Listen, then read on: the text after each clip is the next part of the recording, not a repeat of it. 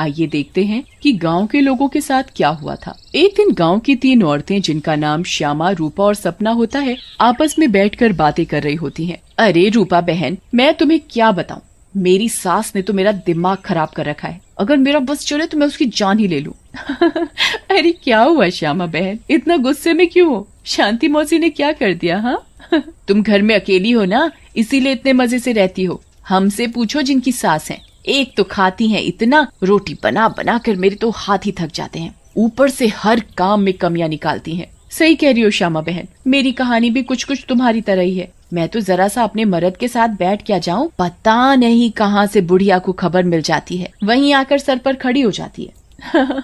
हाँ ये तो चिंता की बात है सपना बहन, मौसी को समझाओ, नहीं तो दादी कैसे बनेंगी। रूपा की बात सुनकर तीनों जोर जोर से हंसने लगती हैं। तभी उनकी नजर एक गोलगप्पे वाली पर पड़ती है। गोलगप्पे वाली बहुत ही सुंदर होती है, उसे देखकर तीनों से रहा नहीं जाता और वो तीनों गोलगप्पे वाली के पास चली जाती हैं। अरे तुम तो औरत होकर गोलगप्पे बेच रही हो।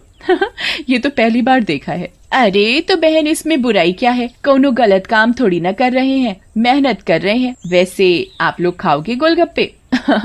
बातें तो बहुत अच्छी बनाती हो, चलो देखते हैं गोलगप्पे कैसे हैं। उसके बाद श्यामा और सपना दोनों गोलगप्पे खाने लगती हैं और रूपा वहीं खड़ी हो जाती है। रूपा को ऐसे खड़े देख गोलगप्पे वाली बोलती है, अरे बहन, आप नहीं खा रही गोलगप्पे? क्या हुआ, कहीं आपको अपने फिगर खराब होने का डर लग रहा है क्या? अरे नहीं नहीं, ऐसी बात नहीं है, मैं बस बाहर का सामान कम खाती हूँ और कोई बात नहीं, इन दोनों को खाने दो। श्यामा और सपना गोलगप्पा खाने के बाद बोलती हैं, अरे वाह गोलगप्पे वाली, क्या गोलगप्पे हैं, मुंह से तो स्वाद ही नहीं जा रहा, मजा आ गया।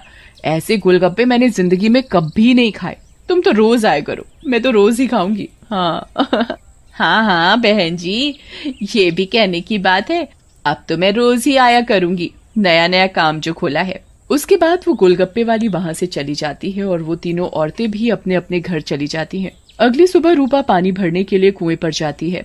वहाँ औरतें आपस में बातें कर रही होती हैं। अरे रूपा बहन, पता है तुम्हें श्यामा और सपना कहाँ है? कहाँ है मतलब? अरे अपने घर पर होंगी और कहाँ? आहा, अरे नहीं रूपा बहन, वो दोनों अपने घरों से गायब हैं। कोई कह रहा था कि उनका चक्कर चल रहा था मर्दों के साथ और उन्हीं के साथ घर छोड़कर भाग गई हैं। बेचारे उन दोनों के पति। रूपा को ये बात सुनकर बहुत गुस्सा आता है और वो बोलती है, तुम्हें शर्म आनी चाहिए, औरत होकर औरतों के बारे में ऐसी बातें करते हो। ऐसा कहकर रूपा वहाँ से चली जाती है। शाम को वही गोलगप्पे वाली गांव में फिर से आती है। चीनू और टीनू नाम के 2 मंचुले उसे देखकर बोलते हैं, अबे टीनू, वो देख क्या लड़की है, एकदम एक नंबर, ये तो तेरी भाभी बनने लायक है बीड़ू। सही कह रहा है चीनू, लेकिन इसमें थोड़ा गलती होने का, ये अपन की नहीं, तेरी भाभी बनने लायक है, समझा क्या? फिर वो दोनों गोलगप्पे वाली के पास जाते हैं और बोलते हैं, ए गोलगप्पे वाली, क्या गोलगप्पे खिलाएगी हम दोनों को? आप दोनों भी कैसी बातें करते हैं, ये गोलगप्पे क्या मैंने पानी भरकर होली में मारने के लिए रखे हैं? आप बहुत मजाक किया हो मेरी तरह। वैसे क्या नाम है आपका? नाम में क्या रखा है साहब, आप गोलगप्पे खाइए ना, अगली बार आऊंगी तो नाम भी पता चल जाएगा। फिर चीनू और टीनू गोलगप्पे खाने लगते हैं। वाह, क्या गोलगप्पे हैं, इतने टेस्टी, लगता है तुम्हारे हाथ चूम लूं। मजा आ गया, मजा। फिर टीनू और चीनू गोलगप्पे वाली के सारे गोलगप्पे खा जाते हैं। अरे आप दोनों तो बहुत सारे गोलगप्पे खा गए, कहीं आपका पेट न खराब हो जाए। कुछ नहीं होगा हम दोनों को, हम दोनों का बॉडी एकदम स्टील के माफिक है। वैसे कल आएंगी आप यहाँ? लेकिन गोलगप्पे वाली कुछ नहीं बोलती और वहाँ से चली जाती है। रात में ज्यादा गोलगप्पे खाने की वजह से टीनू और चीनू के पेट में दर्द होता है। हाय रे, मर गया।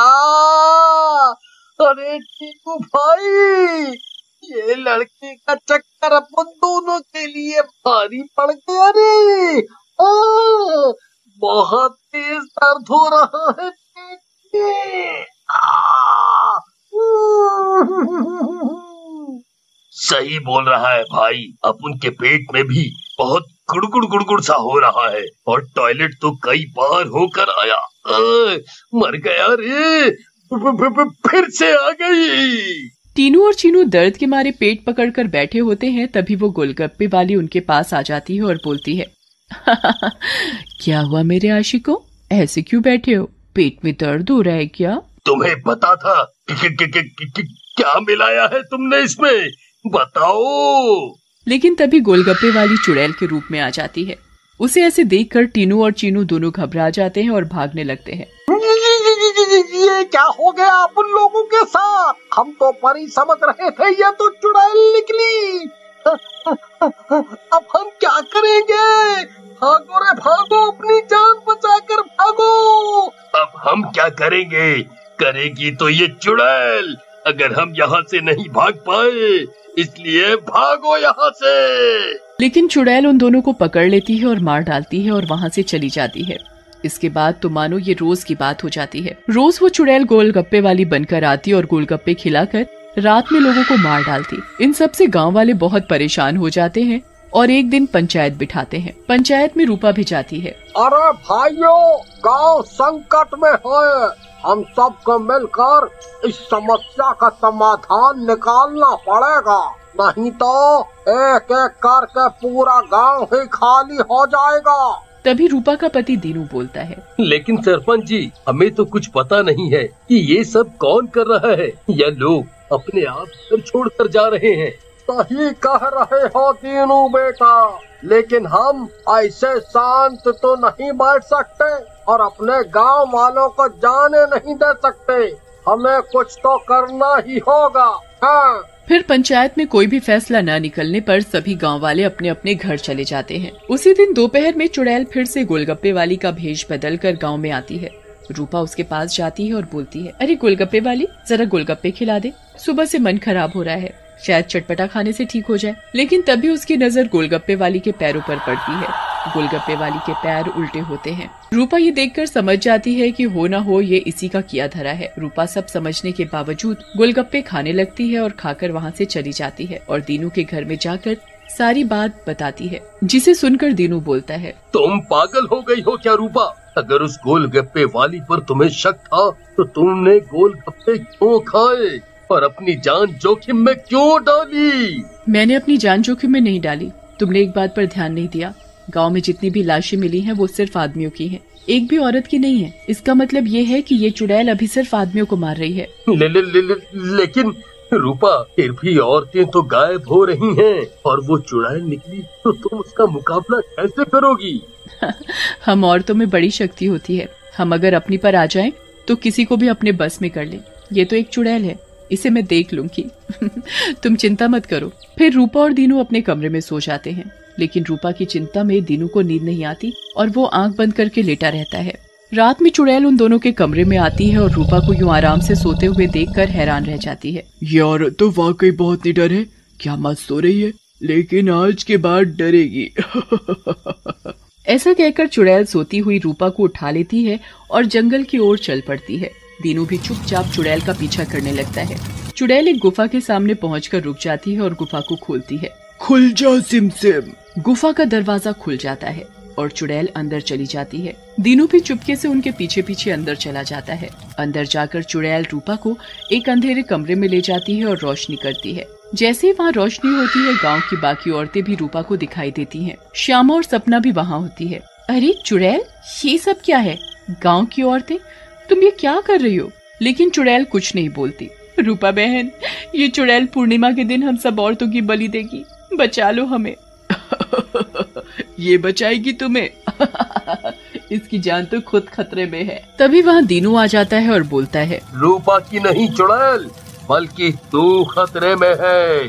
दीनू सब औरतों को जलती मशाल दे देता है। चुड़ैल, तूने हमको और गांव वालों को बहुत परेशान किया है, गोलगप्पों की कसम तुझे छोड़ेंगे नहीं। ऐसा कहकर औरतें चुड़ैल के ऊपर मशाल डाल देती हैं और चुड़ैल जलने लगती है। मुझे जाने दो, छोड़ दो। लेकिन चुड़ैल थोड़ी ही देर में जलकर भस्म हो